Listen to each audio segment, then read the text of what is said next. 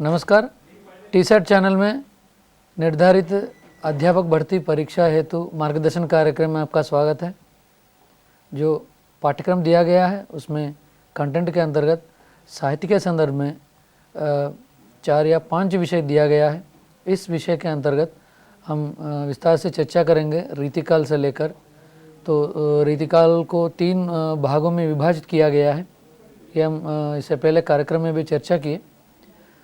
रीतिबद्ध काव्यधारा या कवि, रीति सिद्ध काव्यधारा या कवि, रीति मुक्त काव्यधारा या कवि। इस प्रकार रीतिकालीन काव्यधारा को या रीतिकालीन साहित्य को 3 रूपों में बांट सकते हैं अध्ययन के लिए। तो हम रीतिबद्ध साहित्य के अंतर्गत या रीतिबद्ध काव्यधारा के अंतर्गत केशव, भूषण, देव आदि के संदर्भ में हम लोग चर्चा किए थे। तो रीति सिद्ध कवि के अंतर्गत हम प्रस्तुत कार्यक्रम के माध्यम से विस्तार से जानकारी प्राप्त करेंगे। मित्रों ध्यान दीजिए, रीति सिद्ध कवि वे कहलाते हैं मित्रों, रीति सिद्ध कवि जो किसी रीति ग्रंथ की रचना तो नहीं की, तथापि उन्हें रीति की पूरी जानकारी थी। मतलब रीति ग्रंथ की रचना तो नहीं की, रीति ग्रंथ की रचना मतलब लक्षण से युक्त। कई बार दोहराया था मैं, काव्यशास्त्र के अंतर्गत जो संप्रदाय हैं, छंद, रस, अलंकार और वक्रोक्ति, ध्वनि, इसको लेकर जो संप्रदाय के अनुसार संस्कृत साहित्य में कई ग्रंथों का रचना किया गया है, तो उसके अनुरूप हिंदी साहित्य में भी लक्षण ग्रंथों के अनुसार साहित्य या रचनाएं लिखी गई हैं। तो रीति ग्रंथ तो नहीं लिखी इन्होंने, लेकिन रीति के बारे में जो काव्य के लक्षण होते हैं, लक्षणों की जानकारी तो है ही रीति सिद्ध कवियों में, तो जानकारी है, लेकिन संपूर्ण रूप से ये लोग लक्षण ग्रंथ हिंदी साहित्य या रीतिकालीन साहित्य में नहीं लिखे, इसलिए इनको रीति सिद्ध कवि कहते हैं। तो प्रश्न बन सकता है इसको लेकर मित्रों, रीति सिद्ध कवि किनको कहते हैं? मतलब रीति ग्रंथ की रचना नहीं करते हैं, बल्कि लक्षण ग्रंथों के बारे में जानकारी होती है। तो ये है मित्रों प्रश्न। इस प्रस्तुत विषय को इस प्रकार समझना चाहिए। रीति सिद्ध कवि वे कहलाएंगे, रीति ग्रंथ की रचना नहीं करते हैं, लेकिन रीति से संबंधित, लक्षण से संबंधित, काव्यशास्त्र से संबंधित जो भी नियम है वो सभी नियम जानते हैं, लेकिन उसी अनुरूप रचनाएं नहीं करते, उनको रीति सिद्ध कवि कहते हैं। उसके बाद रीति सिद्ध कवियों के अंतर्गत उपयोग उन्होंने अपने काव्य ग्रंथों की रचना करते समय पर्याप्त किया है, और वस्तुतः मानसिकता के स्तर पर या रीतिबद्ध कवियों के समान ही है।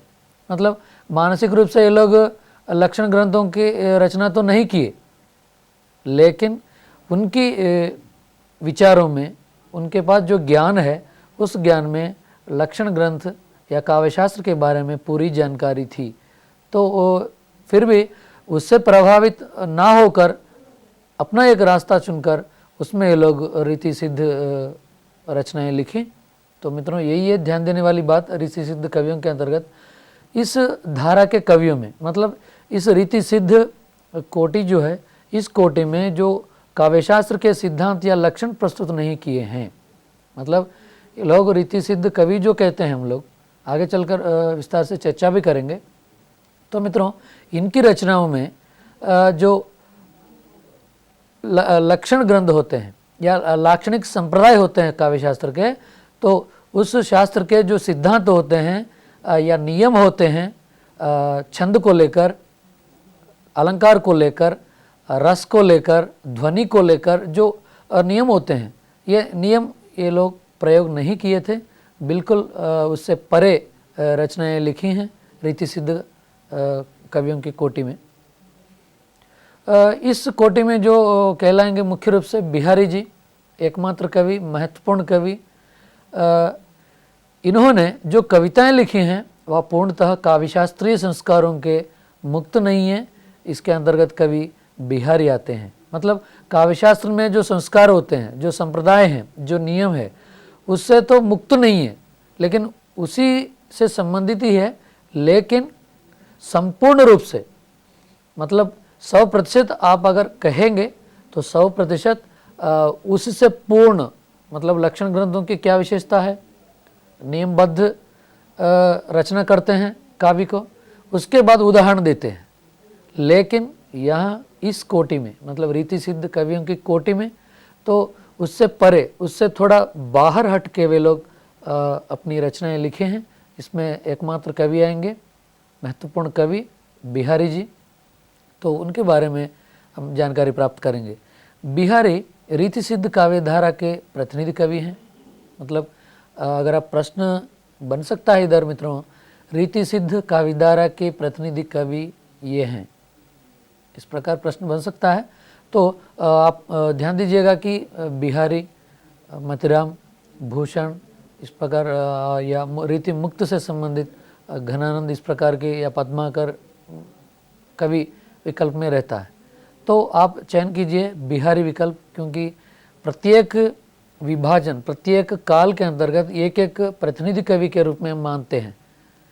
जैसे आदिकाल से लेकर आधुनिक काल तक, फिर आधुनिक काल में जाएंगे तो आप भारतेंदु युग से लेकर द्विवेदी युग, फिर छायावाद, प्रगतिवाद, इस प्रकार जितने भी काव्यधारा, नई कविता तक जो भी आएंगे, तो प्रत्येक काल विभाजन में आपको प्रतिनिधि कवि के रूप में किसी न किसी एक लेखक या कवि आएंगे मित्रों।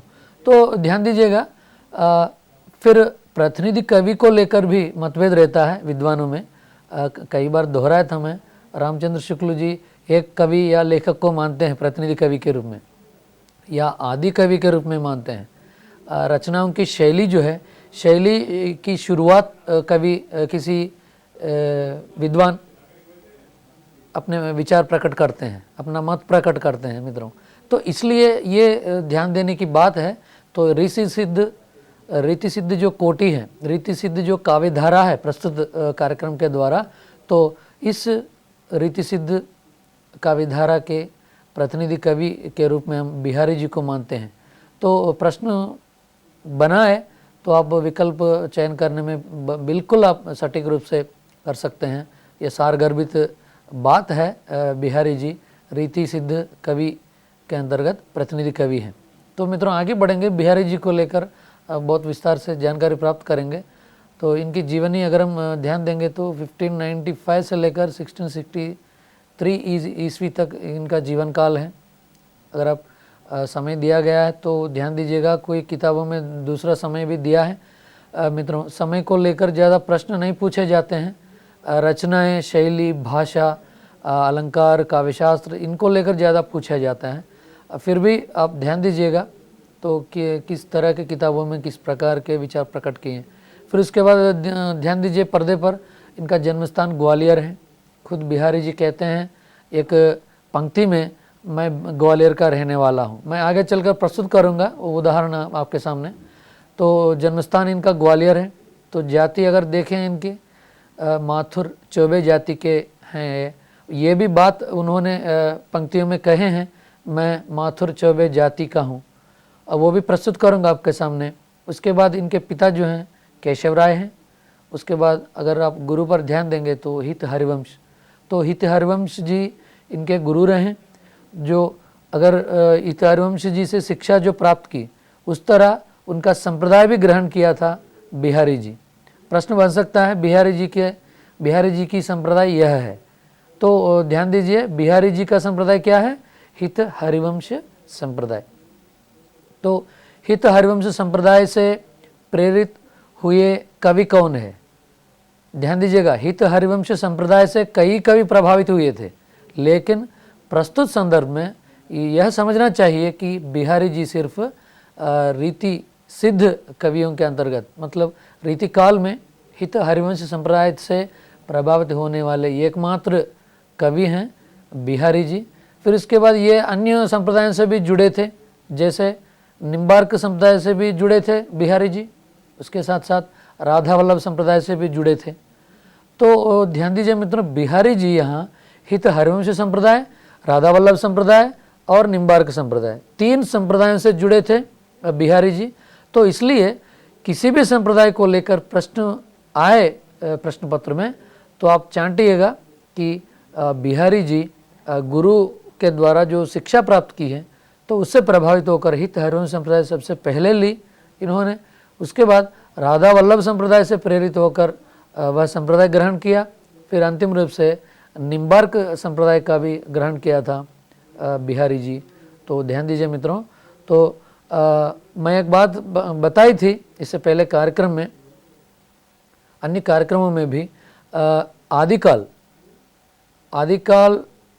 की पृष्ठभूमि अगर आप देखें तो आदिकाल में ज़्यादा कवि जो हैं दरबारी कवि के रूप में थे, जिसे तात्पर्य है कि राजा के साथ रहते थे, राजा के दरबार में रहते थे, राजा की जीवनी, प्रशासन, युद्धों का वर्णन और युद्धभूमि में भी जाते थे, और उनके विवाह और अंतःपुर में जो उनका रहन सहन है उसके बारे में, कोई राजा किस विषय में रुचि रखता है उसके बारे में वर्णन किए थे आदिकाल में।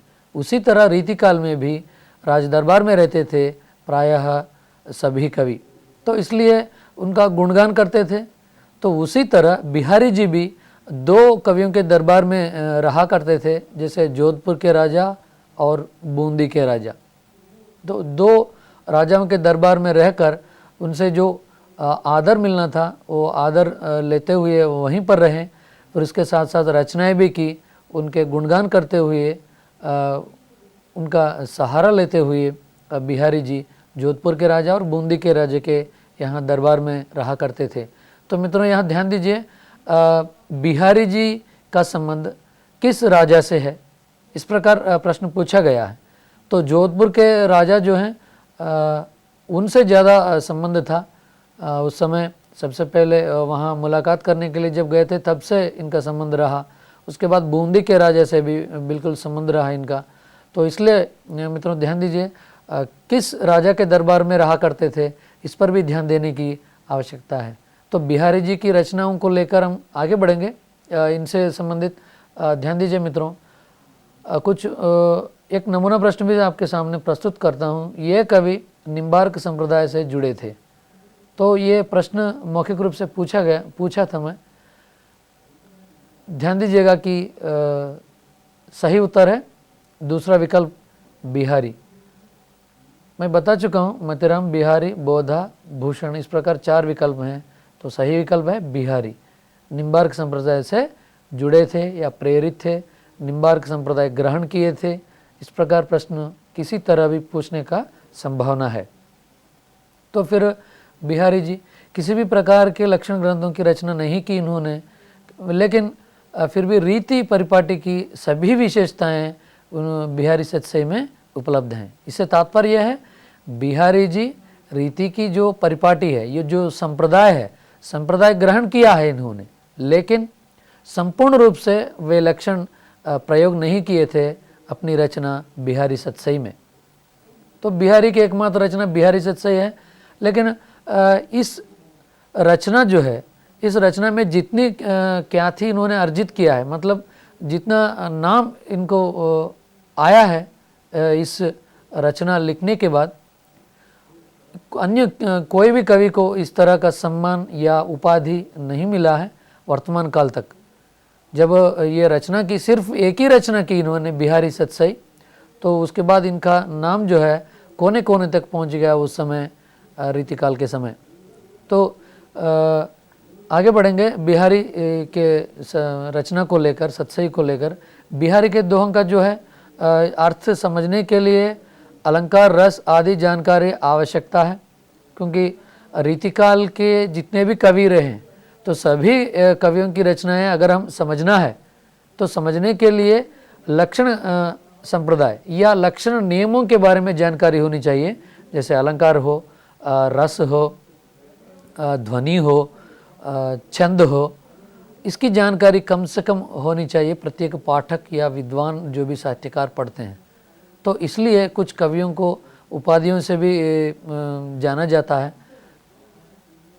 बिहारी के अंतर्गत देखेंगे, शुक्ल कहते हैं बिहारी रचना को लेकर या रीति सिद्ध कवियों को लेकर कहते हैं। इनकी एक परिभाषा है, प्रस्तुत है पर्दे पर। श्रृंगार रस के ग्रंथों में जितनी ख्याति और जितना मान बिहारी सतसई का हुआ उतना और किसी का नहीं। इसका एक एक दोहा हिंदी साहित्य में एक एक रत्न माना जाता है। बहुत सटीक सारगर्भित बात कही थी आचार्य रामचंद्र शुक्ल जी अपना हिंदी साहित्य का इतिहास ग्रंथ में।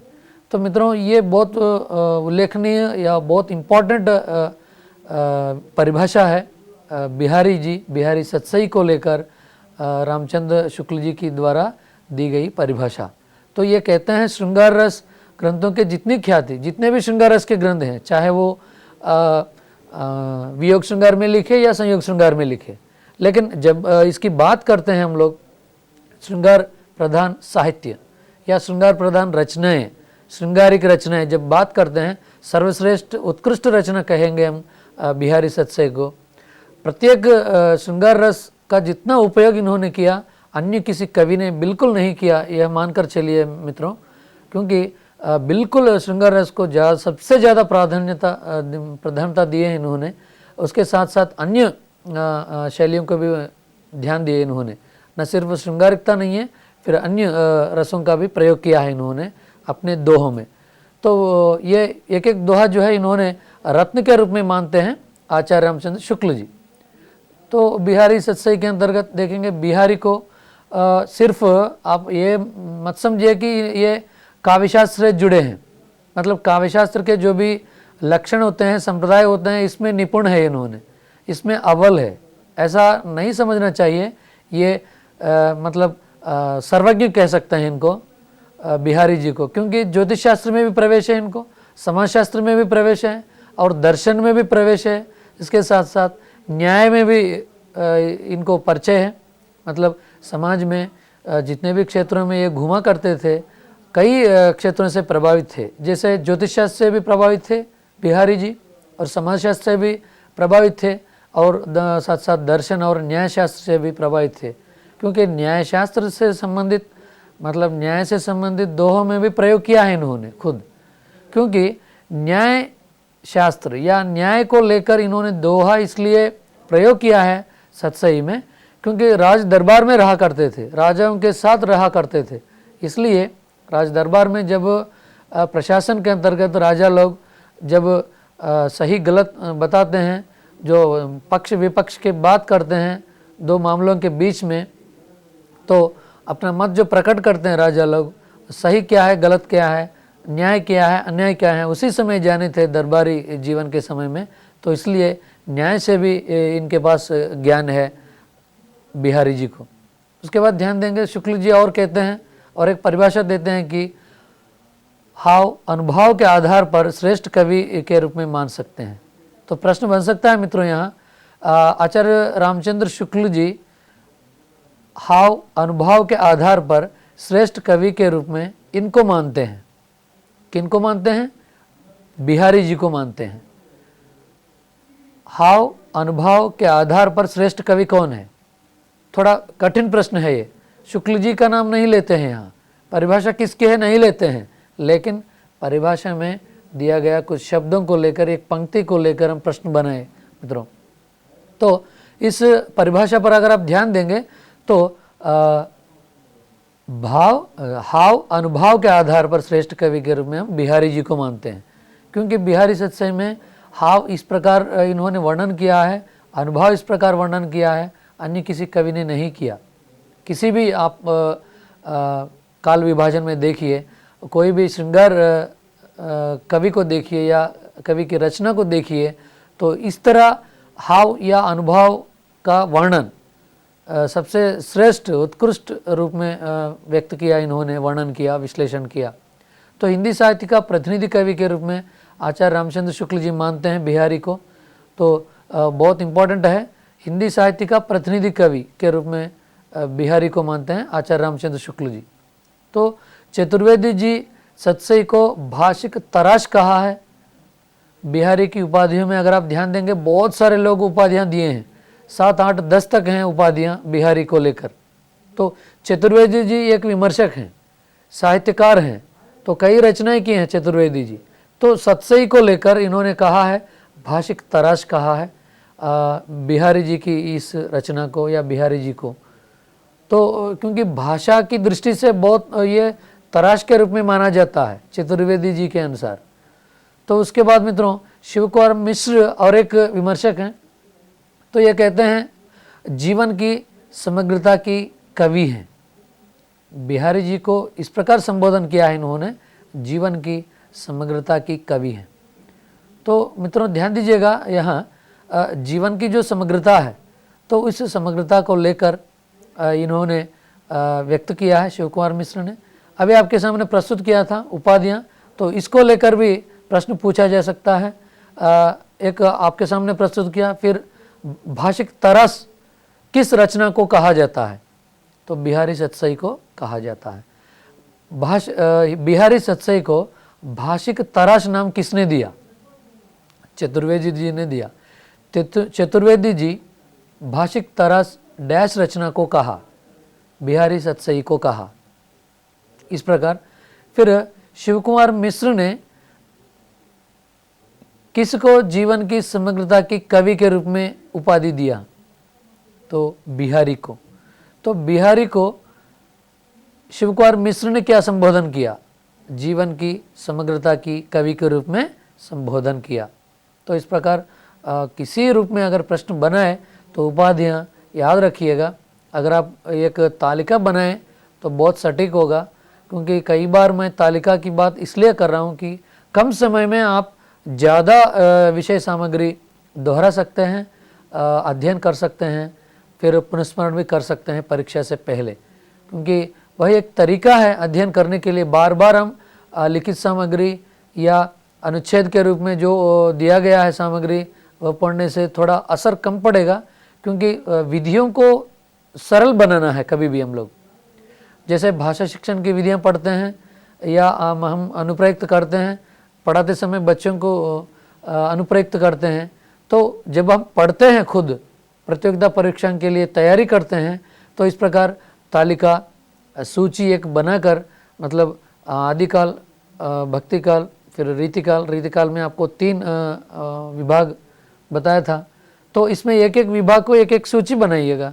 तो रीति सिद्ध के बारे में हम चर्चा कर रहे हैं, या रीतिबद्ध कवि हैं केशव से लेकर फिर मतरम, बोधा, इस प्रकार जितने लोग हैं, तो सभी लोगों की एक सूची बनाइएगा, उनकी रचनाएं एक कॉलम में बनाइए। फिर रचना में कौन सी रचना की विशेषता क्या है, तो प्रत्येक रचना की एक एक अपनी विशेषता है, उसको वहाँ जोड़िए।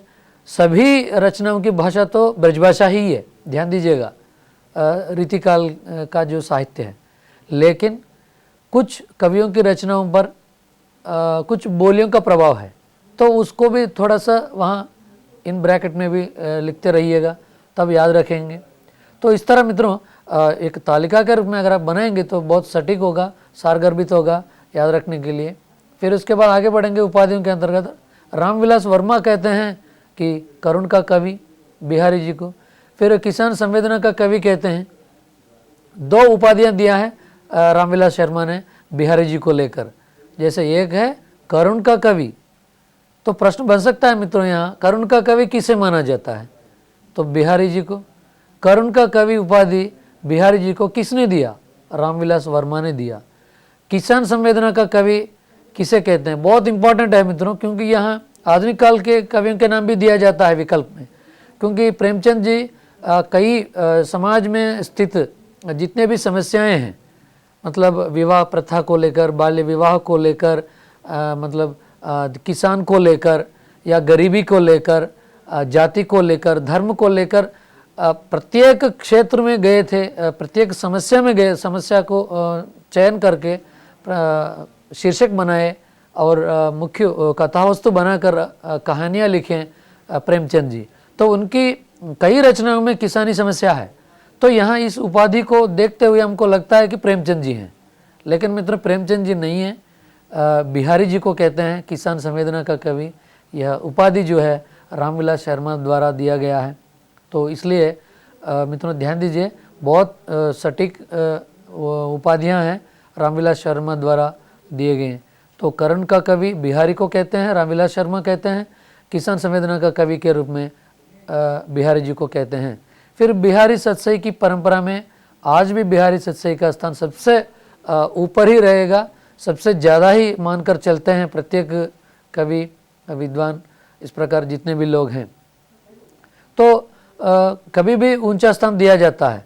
जैसे यहाँ इसलिए संबोधन कर रहे हैं सतसई की परंपरा या सतसई की रचनाएं, मतलब 700 दोहों वाली रचना।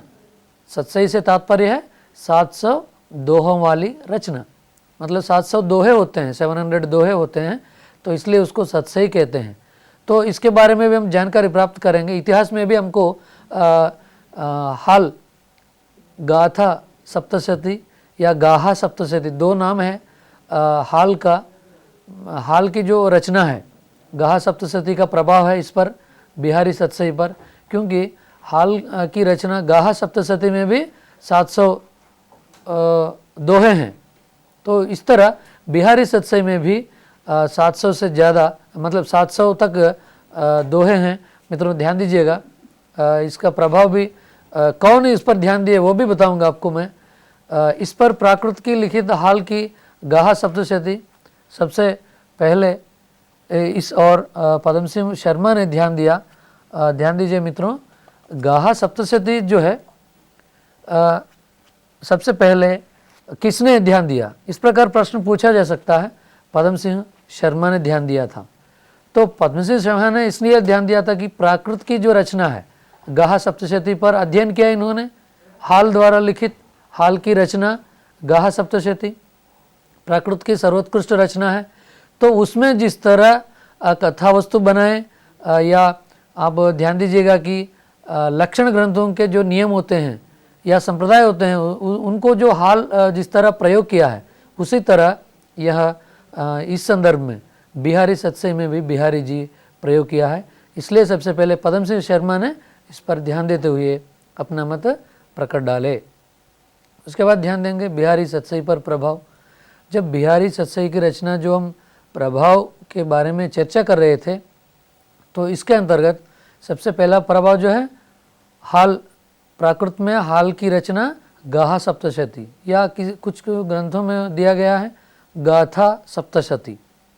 तो इसका एक प्रभाव है बिहारी सतसई पर। उसके बाद मित्रों अमरूक की अमरूक शतक का प्रभाव है। जैसे संस्कृत साहित्य में एक रचना है अमरूक शतक, तो इसमें भी 700 दोहे हैं। उसके बाद तीसरा है गोवर्धन की आर्य सप्तशती और एक रचना है। तीसरी रचना बिहारी सतसई पर प्रभाव पड़ा है। तो ये तीसरी रचना जो है बिहारी सतसई पर पड़ा है। तो ये आर्य सप्तशती के रूप में हम चर्चा करते हैं, जानकारी प्राप्त करते हैं। तो ये संस्कृत साहित्य की रचना है आर्य सप्तशती। उसके बाद बिहारी सतसई पर अगर आप ध्यान देंगे, मुख्य छंद जो है दोहा है इसमें। उसके साथ साथ सोरठा का भी प्रयोग किया गया है बिहारी सतसई में। मतलब बिहारी जी जो है, बिहारी सतसई जब लिखने के लिए शुरू किया है, इनका ध्यान जो है दोहा पर पड़ा है, इसलिए दोहा छंद का सबसे ज़्यादा प्रयोग किया। उसके बाद बीच बीच में कभी थोड़ा विस्तार से इन्होंने सोरठा छंद का भी प्रयोग किया है। मतलब ये नियमबद्ध जो लक्षण ग्रंथ कहते हैं, लक्षण संप्रदाय जो कहते हैं, उससे नियमों को पालन नहीं किया इन्होंने। नियमों के आधार पर बिहारी सतसई की रचना नहीं की इन्होंने। लेकिन जब आप रीतिबद्ध साहित्य, रीतिबद्ध रचनाओं के अंतर्गत आप देखेंगे तो बिल्कुल नियमबद्ध रचनाएं होंगी। लेकिन बिहारी सतसई एक ऐसी रचना है जिसमें आपको कई प्रकार के, मतलब एक विस्तृत रूप से इन्होंने एक फ्रीडम लेते हुए बिहारी सतसई लिखी। तो दोहा है, उसके साथ साथ सोरठा का भी प्रयोग किया इन्होंने, क्योंकि दो मुख्य छंदों पसंद किए इन्होंने, इसलिए ये दो छंद चयन किए। तो मित्रों यहाँ प्रश्न बन सकता है इसको लेकर, बिहारी सतसई में किस छंद का प्रयोग किया गया है? दोहा छंद का प्रयोग किया गया है। फिर और एक प्रश्न भी बन सकता है, बिहारी सतसई में बिहारी जी दोहा छंद का प्रयोग किया है, इसके साथ साथ इस छंद का भी प्रयोग देखने को मिलता है। फिर एक बार दोहराता हूँ प्रश्न, बिहारी सतसई में बिहारी जी दोहा छंद का प्रयोग किया है, इसके साथ साथ इस दोहे का भी प्रयोग देखने को मिलता है। कौन सा दोहा? कौन सा दोहा आप अगर ध्यान देंगे तो कई दोहे हैं, सोरठा है, चौपाई है, इस प्रकार आपको कई दोहे प्राप्त होंगे। तो सोरठा दोहा ये गौण रूप में प्रयोग किए थे, प्राथमिक रूप से दोहा छंद का प्रयोग किया है बिहारी सत्सई में बिहारी जी। उसके बाद ध्यान देंगे मित्रों, बिहारी सत्सई में नायक जो हैं श्री कृष्ण जी हैं। मतलब अगर आप भक्ति काल के अंतर्गत देखेंगे तो कृष्ण परंपरा के अंतर्गत उसी में ही है, परंपरा में ही है निहित कृष्ण। तो यहाँ रीतिकाल में बिहारी सत्सई में इन्होंने नायक के रूप में कृष्ण को लिए हैं और नायिका के रूप में राधा जी को लिए हैं। इसलिए मित्रों नायक कृष्ण नायिका राधा हैं बिहारी सत्सई में। तो इसलिए इस रचना में अगर प्रश्न पूछा जाए बिहारी सत्सई का नायक कौन है, कृष्ण देंगे, उसके साथ साथ राम भी देंगे, 2 भगवान के नाम 2 अन्य नाम देंगे, या नायिका कौन है, राधा देंगे। क्योंकि प्रायः कोई काव्य पढ़ेंगे आप भक्ति काल में या रीति काल में, कोई न कोई नायक या नायिका होंगे। तो मित्रों ध्यान दीजिएगा, क्योंकि रीति काल के संदर्भ में जब हम बात कर रहे थे कि इस काल के जितने भी कवि रहे प्रायः दरबारी कवि के रूप में थे, तो इसलिए राजाओं के नाम भी दिया जाता है। बिहारी सत्सई में नायक यह है। इस प्रकार अगर प्रश्न बनाया जाए तो वहाँ 2 विकल्प भगवान के होंगे, 2 राजाओं के नाम हो सकते हैं। जैसे बूंदी का राजा जो बताया था, राजस्थान से संबंधित कई राजा रहे, तो उनका नाम दिया जाता है, तो उदय सिंह का नाम भी दिया जा सकता है। तब मित्रों सही विकल्प चयन करते समय थोड़ा हम अटपटा सा लगता है और आगे पीछे दुविधा में पड़ते हैं, या 2 विकल्पों में हमको दुविधा लगता है, या 3 विकल्पों में दुविधा लगता है, एक विकल्प निकाल देते हैं हम लोग कभी कभी। तो इस प्रकार जब हम पढ़ते हैं तो ध्यान दीजिएगा कि बिहारी सत्सई उत्कृष्ट रचना है, वो वर्तमान काल में भी हम मानते हैं उसको, लेकिन नायक नायिका के रूप में कृष्ण और राधा। फिर इस तरह आप अगर आदिकाल में देखेंगे तो विद्यापति की कीर्तिलता कीर्ति पताका में भी नायक नायिका के रूप में ये दोनों ही रहेंगे। इससे तात्पर्य यह है कि आदिकाल में विद्यापति भी नायक के रूप में कृष्ण को मानते हैं, नायिका के रूप में राधा जी को मानते हैं। तो इस तरह रीतिकाल में भी देखिएगा मित्रों, तो वह परंपरा जो है बीच में भक्तिकाल आने पर भी फिर रीतिकाल आने तक कई सैकड़ों वर्षों के बाद भी रीतिकाल में नायक के रूप में श्री कृष्ण जी को मानते हैं, फिर नायिका के रूप में राधा जी को मानते हैं। तो इस प्रकार चीज़ों को सुमेलित करते हुए पढ़िएगा तो बहुत आसान रहता है। आप अगर इस प्रकार कई कला क्षेत्र में कई रूपों में श्री कृष्ण जी के बारे में देखने को मिलता है। अगर आप चित्रकला में देखेंगे, लघु चित्रकला में देखेंगे तो ये श्री कृष्ण जी से संबंधित या बिहारी सत्सई से संबंधित कई दोहे प्राप्त होंगे चित्रकला में मित्रों। तो वर्तमान काल में जो हैदराबाद में स्थित सालारजंग म्यूजियम है, तो सालारजंग म्यूजियम में अगर आप जाएंगे तो लघु चित्रकला मतलब मिनिएचर पेंटिंग गैलरी जो है उसमें अगर आप देखेंगे तो बिहारी सत्सई से संबंधित दोहों से संबंधित प्लेट्स है वहाँ। प्लेट मतलब चित्र, प्लेट्स बहुत छोटे लघु चित्र कहते हैं, तो वहाँ देखने को मिलेंगे। जब हम गए थे सालारजंग म्यूजियम वहाँ देखने को मिला, तो आप देख सकते हैं वहाँ बिहारी सत्सई से संबंधित कुछ दोहे मिनिएचर पेंटिंग गैलरी के अंतर्गत। तो इस प्रकार श्री कृष्ण जी को लेकर साहित्य में ही नहीं है, कला क्षेत्र में मतलब चित्रकला में या नाट्य कला में भी, संगीत कला में भी प्रवेश थे, क्योंकि इतना मशहूर थे श्री कृष्ण और राधा जी। तो उसके बाद इसमें श्रृंगार के अलावा नीति, नक्षिक वर्णन और आध्यात्म आदि का प्रयोग हुआ है। मतलब बिहारी जी सिर्फ श्रृंगार का ही प्रयोग नहीं किया है, नीति का भी प्रयोग किया, दर्शन का भी है, उसके बाद समाजशास्त्र का भी इनका अनुभव है, ज्ञान है इनको, ज्योतिष शास्त्र का भी अनुभव है इनको, उसके साथ साथ आध्यात्म का भी अनुभव है। मतलब कई क्षेत्रों में ये पंडित है, कई क्षेत्रों में जानकारी है। तो इसलिए मित्रों इनके जो बिहारी सत्सई है इसमें कई चीज़ों को लेकर इन्होंने मतलब श्रृंगार के साथ साथ जिसमें रुचि है उसका प्रयोग करते रहे दोहों के रूप में बीच बीच में। इस तरह बहुत एकदम सटीक एक उसको हम कहते हैं स्क्रीन प्ले जैसे कहेंगे। जब हम फिल्म देखते हैं स्क्रीन प्ले पर जब ध्यान देते हैं तो उसी तरह बिहारी सत्सई में भी आपको कुछ दोहे जो हैं श्रृंगार से रहेंगे आपको, उसके बाद कुछ न्याय से संबंधित दोहा रखा है, फिर कुछ संदर्भ में ज्योतिष शास्त्र से भी, ज्योतिष शास्त्र को मानते हैं बिल्कुल इन्होंने बिहारी जी, तो इसलिए ज्योतिष शास्त्र से संबंधित दोहा भी रखा है। फिर इसके बाद आध्यात्म दर्शन से भी दोहा रखा है, नीति से संबंधित भी दोहा रखा है, फिर समाज से संबंधित भी दोहा रखा है बिहारी सत्सई में बिहारी जी। तो इसमें हर 6 दोहों के बाद नीति के दोहे रखे हैं। अभी बताया था आपसे प्रश्न बन सकता है, बिहारी सत्सई में हर 6 दोहे में डैश से संबंधित दोहे पाए जाते हैं, नीति से संबंधित दोहे पाए जाते हैं।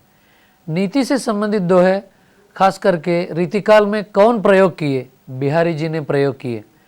कितने चरणों के बाद, कितने दोहों के बाद बिहारी जी नीति दोहे प्रयोग किए? हर 6 दोहों के बाद नीति दोहे प्रयोग किए।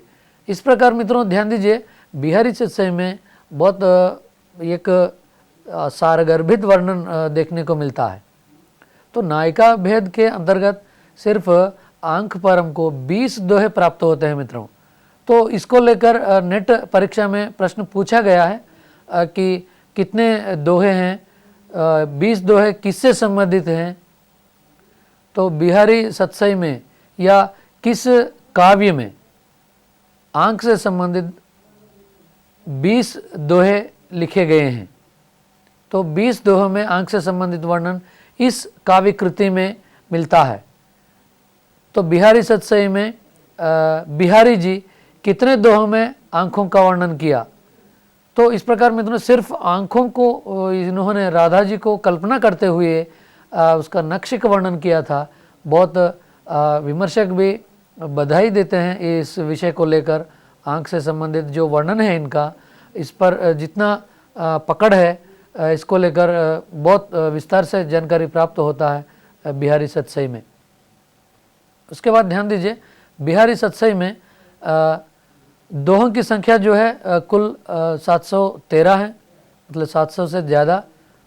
फिर उसके बाद प्रश्न हो सकता है बिहारी सत्सई में डैश दोहों की संख्या डैश है। दोहों की संख्या यह है, 713 दोहे हैं, मतलब सत्सई में ही निहित है संख्या 700 से ऊपर। तो मित्रों ध्यान दीजिए, बहुत इम्पोर्टेंट है, 713 दोहे हैं इसमें।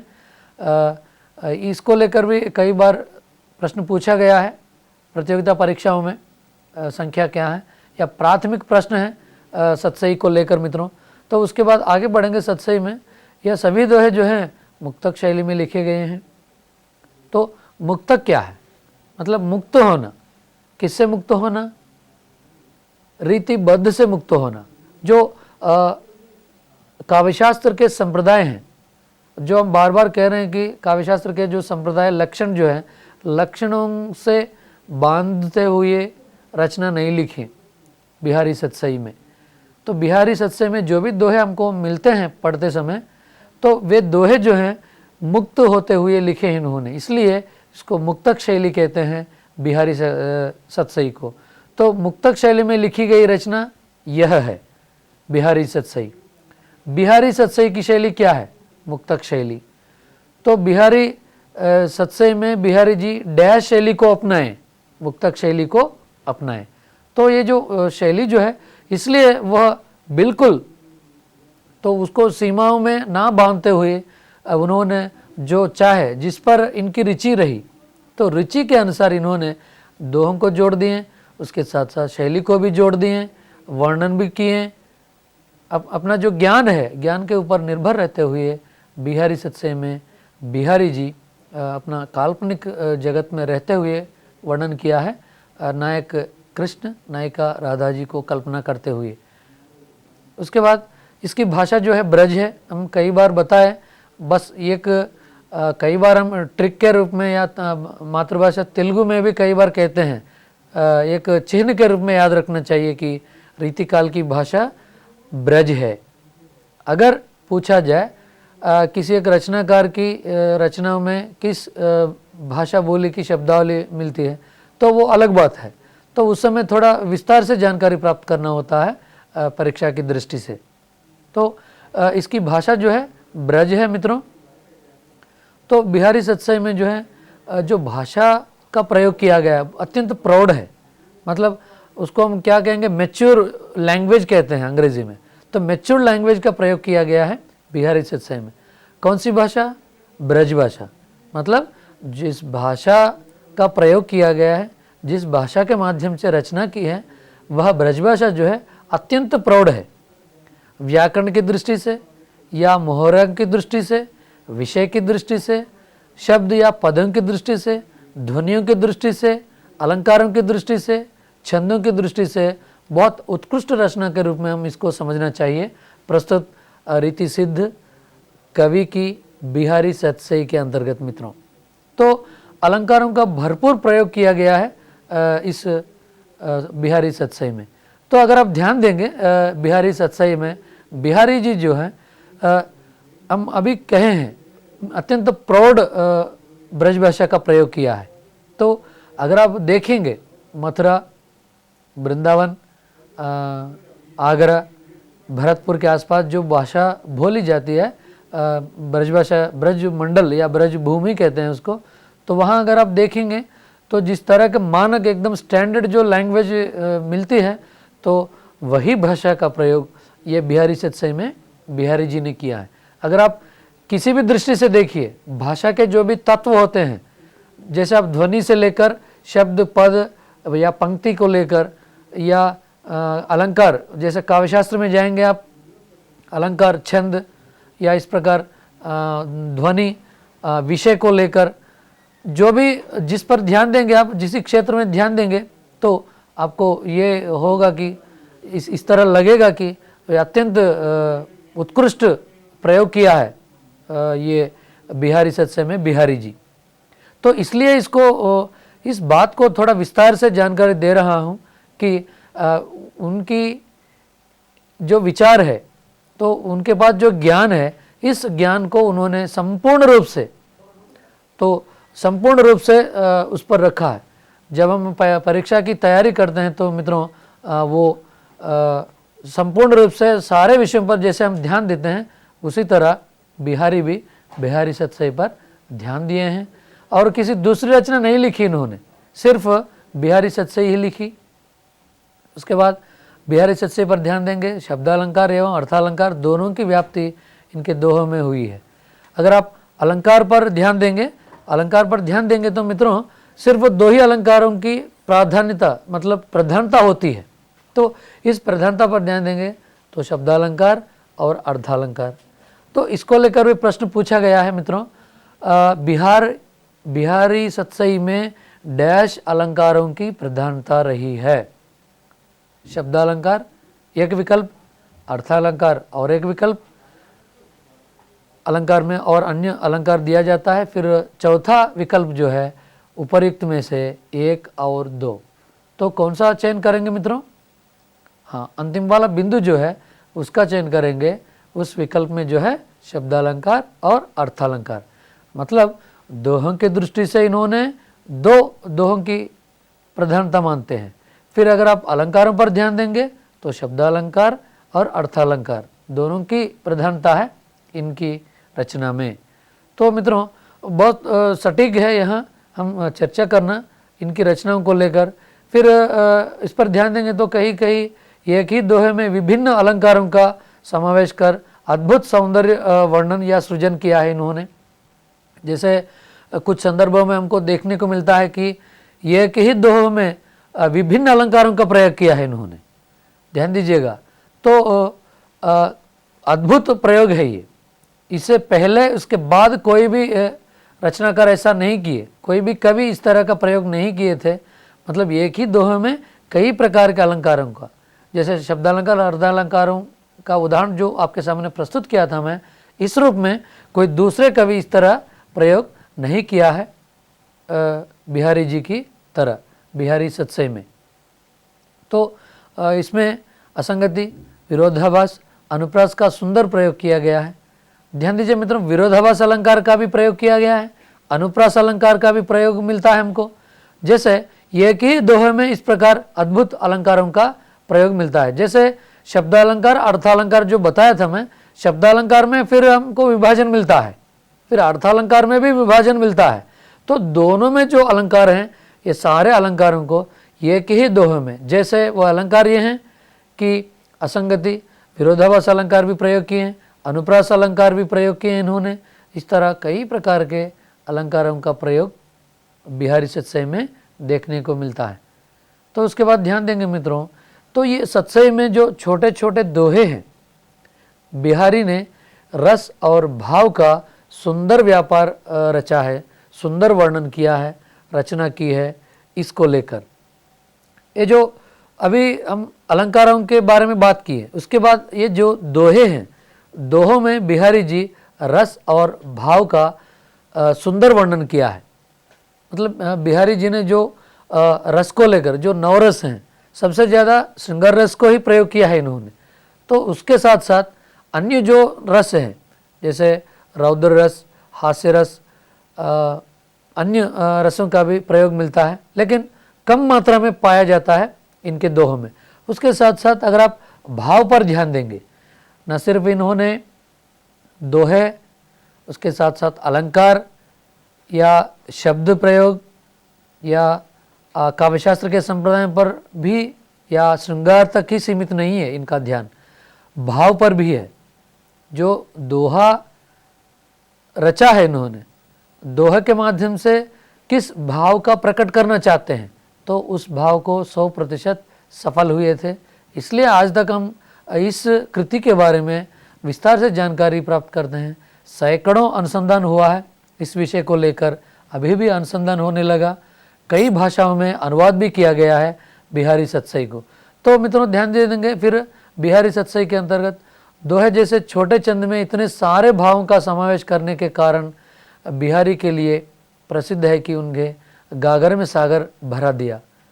तो गागर में सागर भर दिया, यह उक्ति बिहारी सतसई के संदर्भ में या बिहारी के संदर्भ में हम उपाधि के रूप में बिल्कुल, अगर आप गागर में सागर पंक्ति सुनते हैं, तुरंत आपको दो चीज़ें याद होना चाहिए, बिहारी जी और बिहारी जी की बिहारी सतसई।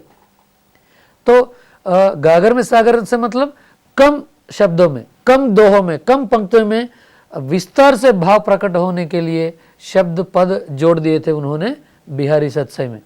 तो ये रचित दोहे रस के छोटे छोटे चींटे हैं, चींटों के समान कुछ विद्वान तुलना करते हैं। बिहारी प्रमुख रूप से श्रृंगारी कवि हैं, हम बार बार कहे हैं। श्रृंगार रस का सीधा संबंध सौंदर्य व प्रेम से होता है। उसके बाद जिस समय यह कृति रची गई है, दरबारी परिवेश के अंतर्गत, दरबारी काल में, दरबारी राजाओं के समय में बिहारी रचना कर रहे थे, उसकी अभिरुचि जो है विलासिता और आडंबर प्रदर्शन से ज़्यादा थी। तो उसके बाद ध्यान दीजिए मित्रों, बिहारी सतसई में वर्णित श्रृंगार वर्णन उसी मनोवृत्ति को प्रकट करता है।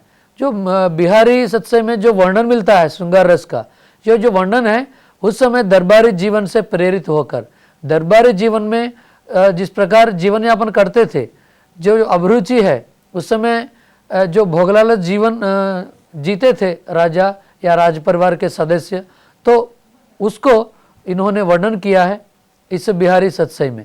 तो बिहारी भी सौंदर्य के चित्तेरे कवि थे, मतलब इसको सौंदर्य के चित्तेरे कवि के रूप में भी जाना जाता है।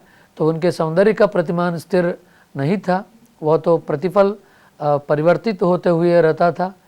तो इसलिए इनको सौंदर्य के आधार पर या सौंदर्य की दृष्टि से चित्तेरे कवि के रूप में जाना जाता है, यह एक उपाधि है उनकी।